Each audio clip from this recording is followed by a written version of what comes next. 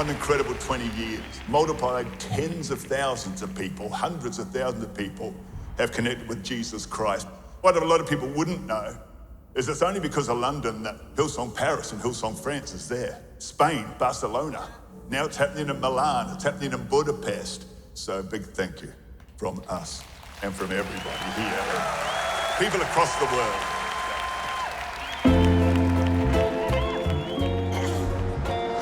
Yes, we're talking to you? Yeah, okay. Okay. Hello, Pastors Brian and Bobby. Hi. 20 years of Hillsong London, what does it mean to you?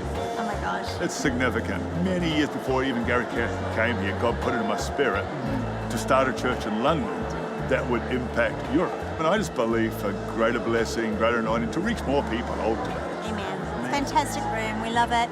Amazing people, and you know the beautiful diversity of London and Europe is just incredible. So these are exciting days for the future. 20 years of London doesn't mean just London. It means the whole United Kingdom, and it means the rest of Europe. I think the last time we were here on a Sunday was the Sunday like 7 years ago when Gary was like, you know, why don't you start a Connect group in Barcelona, see how it goes. This is also a big celebration for our Moscow family. To be part of a global house, you get to experience the global strength in a local setting. This is pretty much where Berlin started from. Yeah. It was actually 5 people that had been part of Hillsong London that moved to Berlin and pretty much got a dinner party going. You'd love Berlin. You really ought to come. You should come. come. I would love to, yeah. Come and get a schnitzel. A schnitzel, lovely, yeah. We truly believe that the next 20 years for us would be something similar, that we will spread the churches all across our nations. And Pastor Gary, you know, he's like a...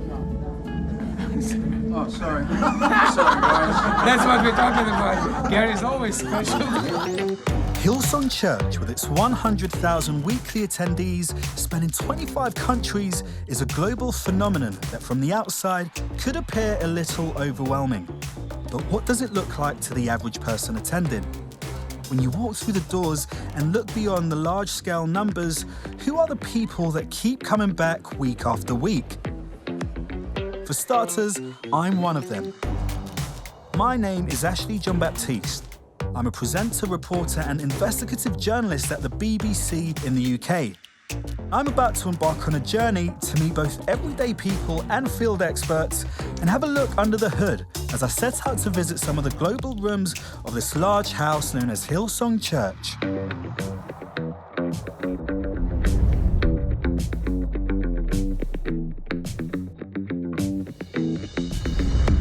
Schnitzel aside, I've decided to take Pastors Joyce and Mark up on their offer and go to Berlin to meet some of the people there who, like me, call Hillsong home.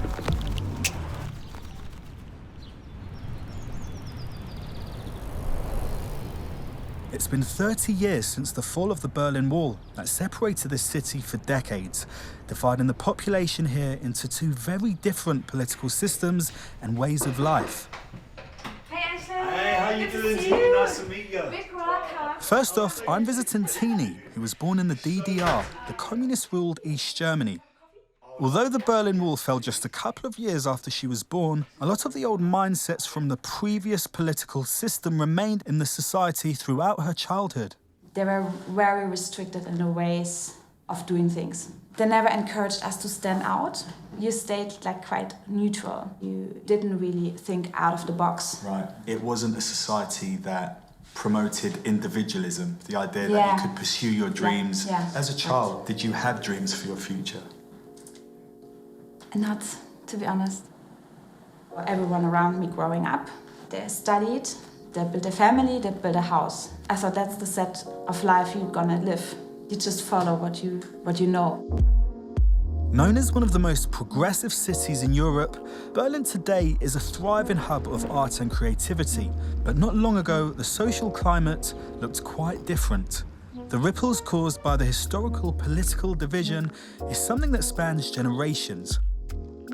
Tini's sister Anna lives just a few blocks away, and I've decided to go for a visit to hear some of her story as well. So this is where I live. Oh, look at this. About to get a bit messy doing some artwork. Yeah, I'm working with plaster, just trying out new forms. And do you paint it and graffiti it as well? Yeah, on top. Anna's a local artist, something that her apartment testifies to. However, growing up with her sister Tini and the rest of their family in Eastern Germany, dreams of creating art weren't always encouraged by the culture they lived in. I think it was always in my heart to create something, but it was not really like an option that you could do it like a real job. What I also struggle is with what other people think about me.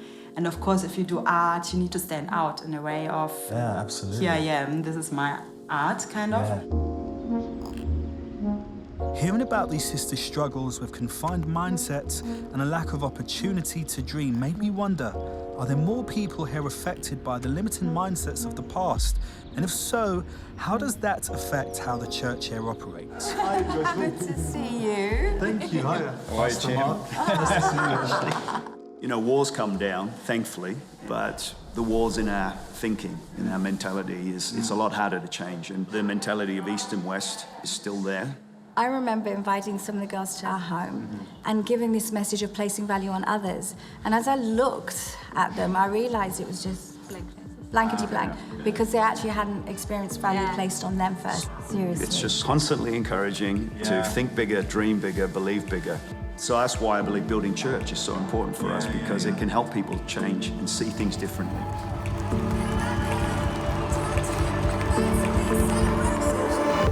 Today, Hillsong Berlin is a well-established church location that looks quite different from the small living room-sized connect group it was 10 years ago.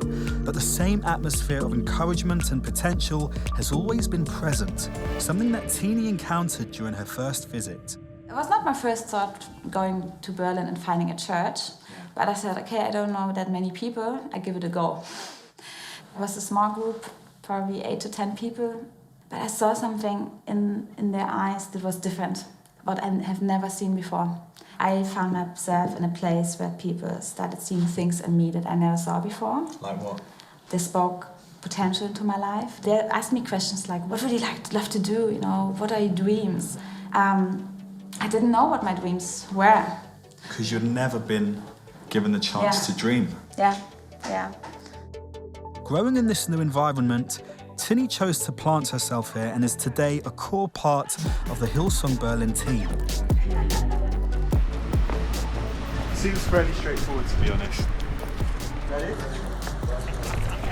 Do you want to race? Come on, yes. But not only Tini's life got turned around, her sister Anna followed soon after, and her life too was changed. Encouraged by the people around her at church, she began to pursue her childhood dream of creating art. Today, as a youth leader at church, she's passionate about encouraging young people here to dream, to think bigger, and to discover their full potential.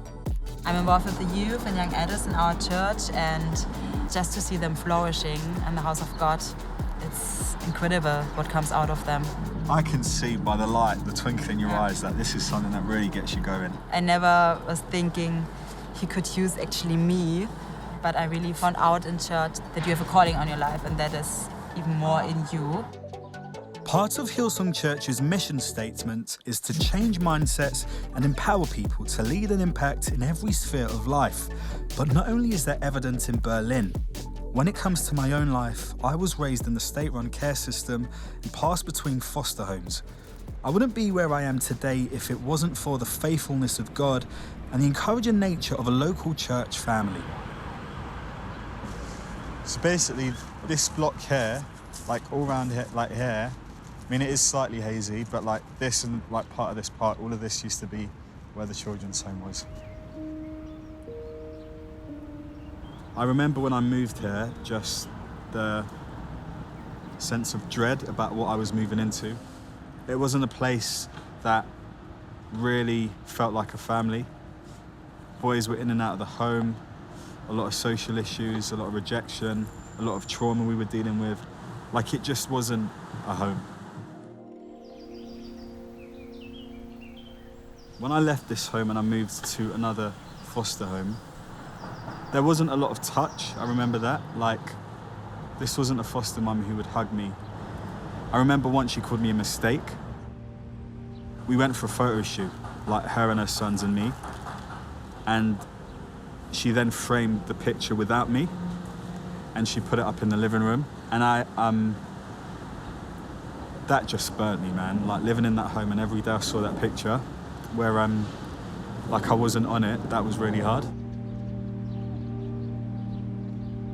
For all of what I would say was coldness in that home, she also took me to church. So she would go to church every week, and she forced me to go, and I hated going. I absolutely hated going at the start. But there was a youth leader who was awesome, and he would like invite me to hang out with his family. That was massive for me. I remember hearing that I wasn't a mistake at church, that I had potential. And when you live a life questioning whether you're a mistake, to be told that you have potential is like life-changing.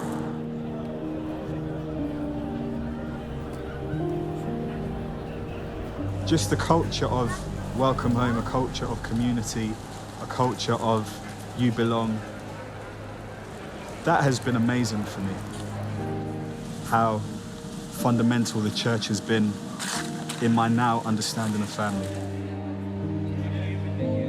You know, this church has changed my life. It's where I met my wife. It's where I've really grown in my faith. And so on a practical level, for the Indonesian who goes to a local church in Bali, for me, the kid from South London who goes to a campus in Bermondsey, what does it mean for the individual to find their place?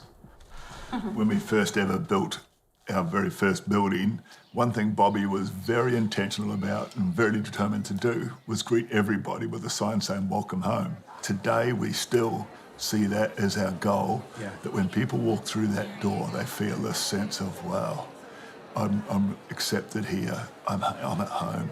I think people who know the core message of our church, the bottom line is that it's a family. A healthy family, there's going to be a place for everybody.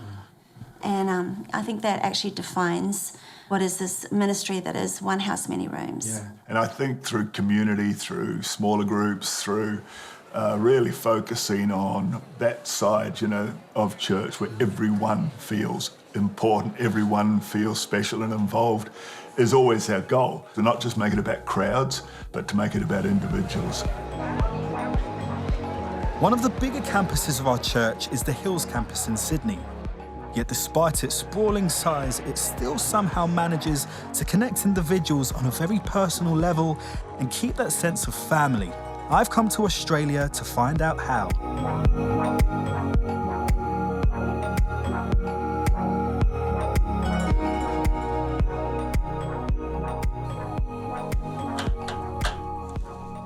Hello.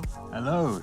Hi, Gerard, Ashley. I'm Gerard, nice to meet you. Nice to meet you. When it comes to the way a church community can help in a time of need, Gerard and his daughter Eliana have first-hand experience. Oh, look at that one. Mm-hmm. Guys look so happy. Oh, we were. There's a lot to tell about Sharon. I'm not sure if I can use the word soulmates, but we were so comfortable with each other that we could just sit and not have to say anything to each other, but just be next to each other. The fondest memories would be when we would actually go on holidays. And that's something which Sharon was very big on. She said, we need to go out and we need to enjoy life. You know, you never know what's going to happen. After returning from a holiday one year, Gerard's wife Sharon was unexpectedly diagnosed with aggressive stage 4 cancer. Her treatment started immediately. She went for her first round of chemo. Went for the second round of chemo, it became worse. It affected her really badly. And I remember very clearly, we had gone to the chocolate shop during Easter. And then she looks at me and I'm like, okay, something's not right. And I walk to her and she shows me this,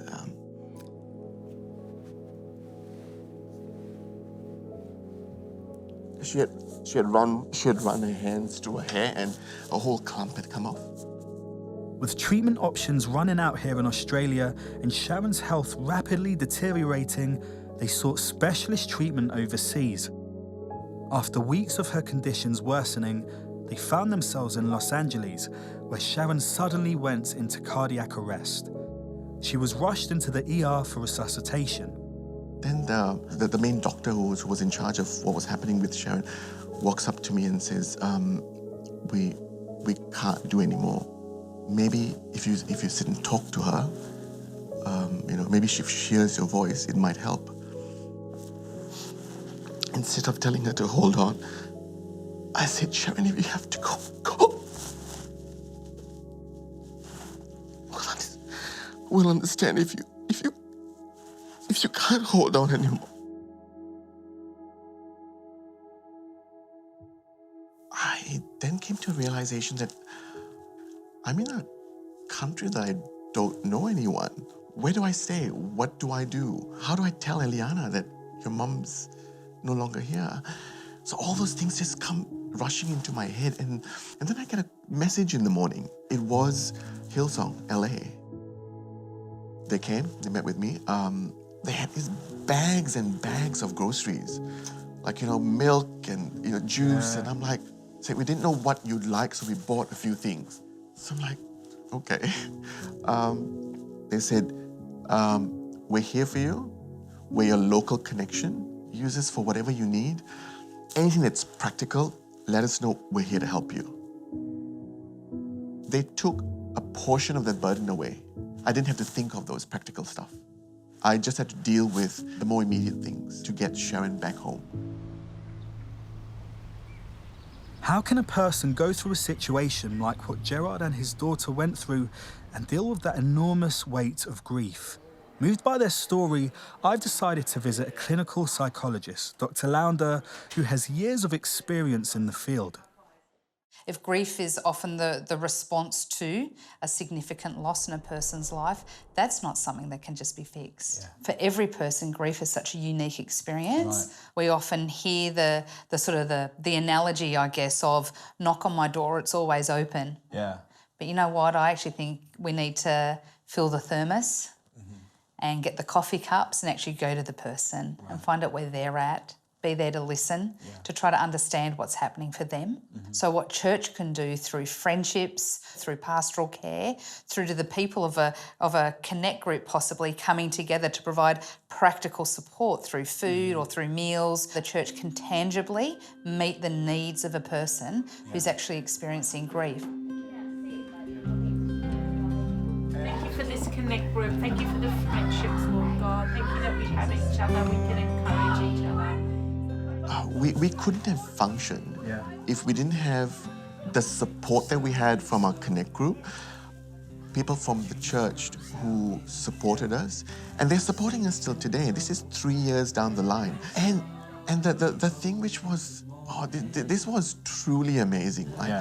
The support that Eliana got after which, the youth section, the pastors that they would take her for movie, take her for bowling.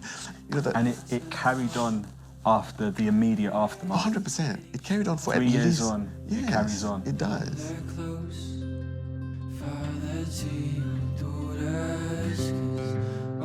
Eliana's growing up, and church played a pivotal role, especially in the initial stages.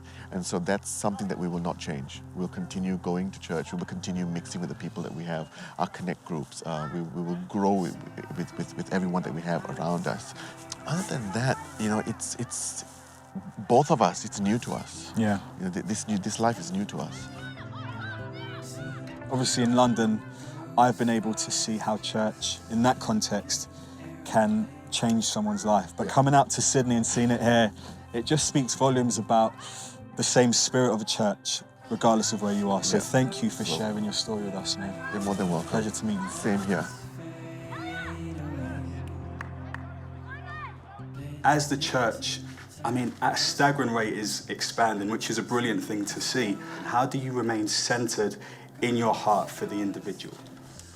I think if we just realize the gospel, Jesus had incredible encounters with one person. He spoke to crowds, but so often the miracle related to one person. Right. And I feel if we keep our eyes on Jesus and we have the heart of Jesus, then we should be people who also think about everyone.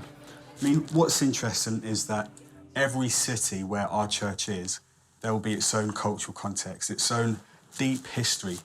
How is our church able to flourish across so many different cultural backdrops? I think that's a great question. And to be honest with you, we've really always just tried to be ourselves, no matter where we are.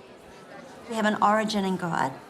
So kingdom culture, regardless of what culture it might be around the world, geographically, whatever, it resonates with the human heart. I think that is like what Brian's saying. It's just we've tried to be ourselves, but it's not necessarily Hillsong culture. It's actually kingdom culture. It's incredible because you can go anywhere in the world. You can go to Kiev or Moscow in Eastern Europe, or to big cities like London and Western Europe, or to the USA or Australia.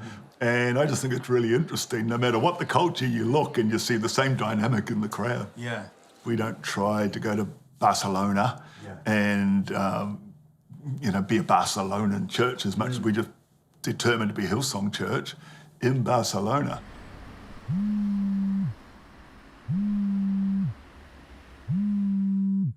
Hey Steve, how's it going? Yeah, we're doing great. Good to see you. I'm jealous you're in Barcelona and I'm not. Oh, it's incredible. I understand that you were a church planter in Spain for 10 years, and so I just want to have a bit of a chat about church out here, if that's all right. Absolutely. The fact that Spain has got churches, when you define church as a building, there's plenty of steeples, and they just haven't got the peoples. And now you've got the same challenges as you do anywhere else around Europe, where you're talking about, post-religion, you're talking about anti-church. They call it the missionary graveyard or the church graveyard. It used to be, I'm a Catholic and I'm a Spaniard, and it's the same thing. They didn't see the difference. If I'm Spanish, I'm a Christian. What are you telling me about Jesus for? I was born in Spain.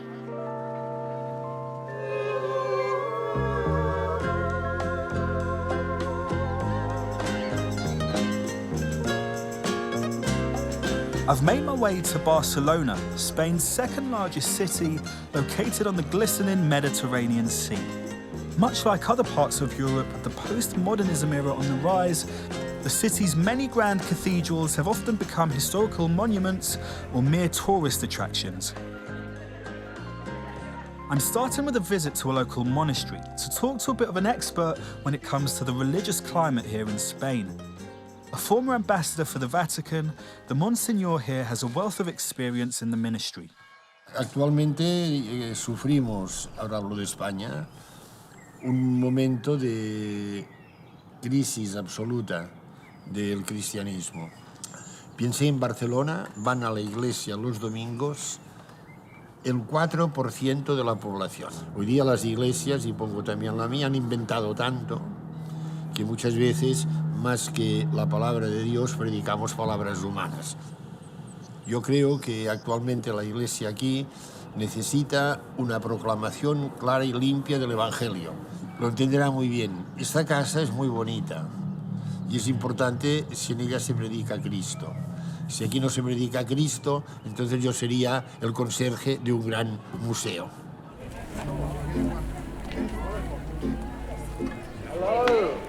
I've headed back into the city to catch up with Juan and Damsi, who are the pastors of Hillsong here in Spain.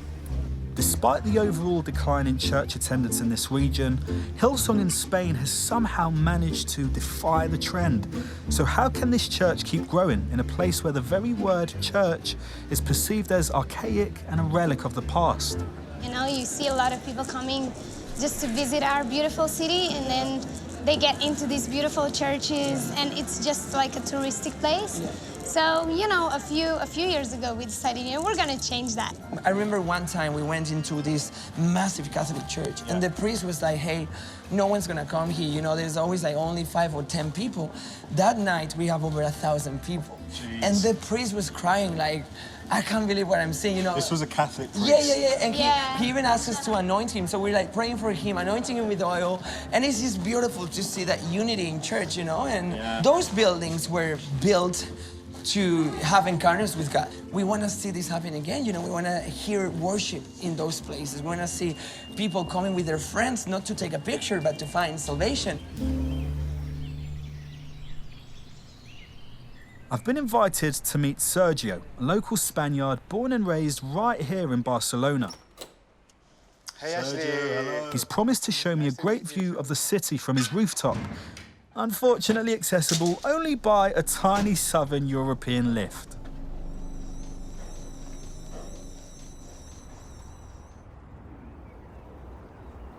Oh, wow. You like it? Yes. Nice. Excelente. Yeah. Sergio, you were born here in Barcelona. Yeah. Tell me about your background. I was born into a non-practicing Catholic family, where my mom was the only practicing one. And when I was a child, she always made me say my prayers before going to bed. Here in Spain, it's very common to be surrounded by people who don't know God. So as I grew older, I also grew apart from the God that my mom used to make me pray to. And I get closer to the idea that God didn't exist, thinking he was just something for weak or uncultured people to hold on to. The first time I ever attended a Protestant church was when I went to the funeral of Loredana's father, my wife's dad. This church was very traditional. All women wore a veil and a long skirt, all men wore suits. I thought that these people couldn't be themselves in there. I remember telling Loredana a couple of days later that this was the first and the last time she will ever see me in a church again.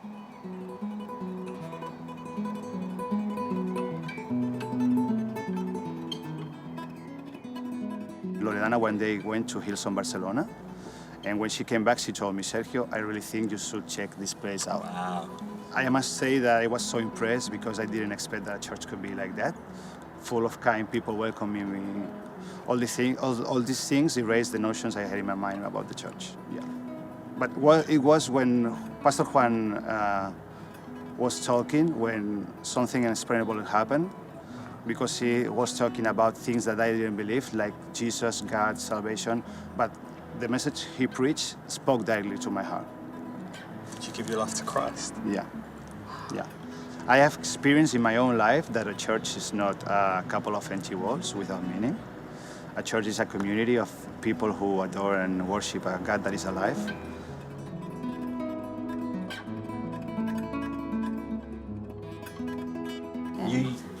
You used to pray for this. Yeah. When Sergio didn't believe in God. Isn't that incredible? You have gone from not even believing in God to 6 years later. Yeah. Not at all. You got goosebumps. Yeah. Why you got goosebumps? Because it's so exciting. I can't believe what we are living in. I feel that God used Loredana to take me home. We always say that. ¿Qué es lo que me impresionó a mí de Juan y la primera vez que asistí a los cultos de su iglesia? Que creía en lo que decía. Y esto para mí es el gran descubrimiento de Hillsong. El predicar la figura de Cristo en un lenguaje, en unas formas estéticas, musicales y tal, comprensibles. Yes. Oh, hello. There we go. Madre mía, qué bueno. La comida. There we This go. looks amazing, man. I'm back in the city and it's dinner time. Hey, good. Over some tasty tapas, I'm seizing the opportunity to learn more about Hillsong Spain. How are they growing despite the overall trends of religious decline? And how are they doing it without even having their own venue? One thing that cannot be denied is that in Barcelona, church attendance has declined. Yeah. But why do you think it's increasing when it comes to Hillsong Barcelona? We realize, it's just learning how to communicate the message well. Yeah. I think our church, it has this grace of receiving people with not putting that pressure on them of, wearing a mask when you come to church. And I think that breaks a lot of walls, One thing that's quite interesting is that Hillsong Barcelona doesn't have a venue. Not yet. You literally move between venues every week. I mean, talk to me about that. Yeah, I think in the last 7 years, we've been in more than 40 venues. Wow. Crazy. God's always going to provide for the church. It doesn't mean it's not going to take effort and hard work. Like, he's always going to provide. And, in 7 years, 40 venues, but we've always been able to do church. Always. There's not been a week that we had to cancel. Is it Saturday today? Yes. Where are you going to do church tomorrow? Yeah, we're going to do it in a different venue. Surprise! It'll be fun tomorrow. You're going to love it.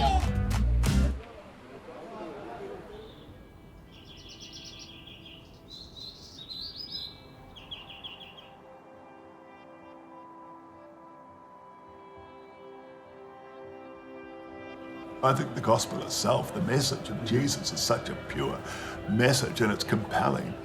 And so I think the most important thing is that we don't compromise who Christ is and what his message is.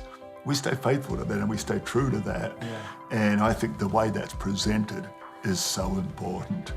And I think that we have a message of hope, and that's how it comes. It needs to come across hope-filled. And so I personally am very passionate about people in all walks of life being reached by the good news of Jesus.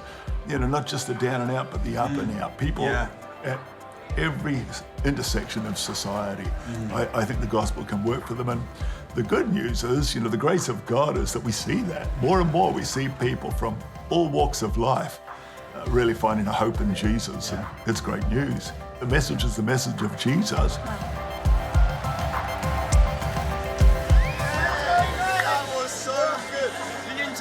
Mate, excelente! Come on! Seeing people from all walks of life. What does it mean to you as pastors? Well, I think this is actually the heart of our church globally. You know, Brian and Bobby are always passionate for the generations, for every kind of people, every sphere of life.